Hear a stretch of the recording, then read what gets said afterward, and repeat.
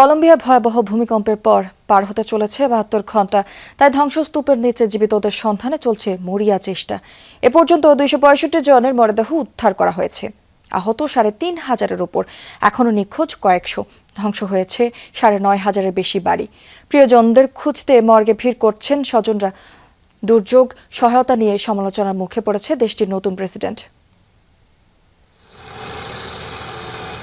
৭২ ঘন্টার golden window শেষ হওয়ার আগে ধ্বংসস্তূপে জীবিতদের সন্ধান।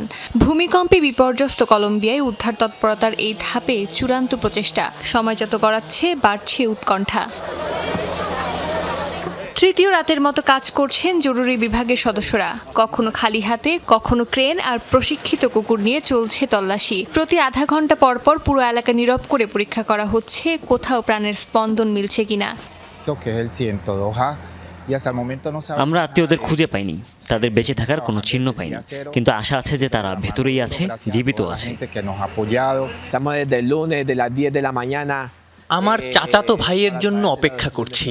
উদ্ধারকারীরা জীবিত কাউকে কিংবা কোনো মরদেহ বের করলে ছুটে গিয়ে দেখছি তাকে পাওয়া গেল কিনা।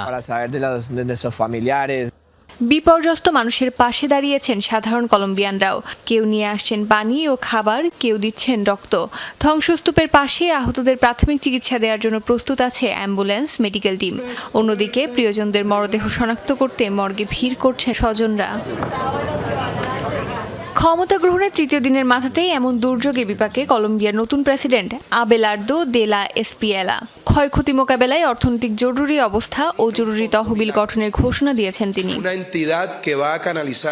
এই দুর্যোগকে তার জন্য বড় পরীক্ষা হিসেবেই দেখছেন বিশ্লেষকরা। কারণ নির্বাচনী প্রচারে সরকারি ব্যয় কমাতে দুর্যোগ ব্যবস্থাপনা বিভাগের বাজেট কমানোর কথা বলেছিলেন তিনি।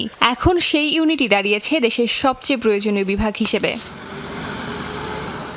আন্তর্জাতিক সাহায্য গ্রহণ ইস্যুতেও তীব্র সমালোচনার মুখে পড়েছেন কট্টর ডানপন্থী আবেলার্দো। শোনা গেছে কেবল নির্দিষ্ট কিছু বন্ধু ভাবাপন্ন দেশ ছাড়া অন্য কোনো দেশ থেকে সহায়তা গ্রহণ না করার সিদ্ধান্ত নিয়েছিল তার প্রশাসন। তবে চাপের মুখে সে নীতি থেকে সরে দাঁড়িয়েছে কলম্বিয়ার সরকার। অস্মিতা বিশ্বাস, যমুনা নিউজ।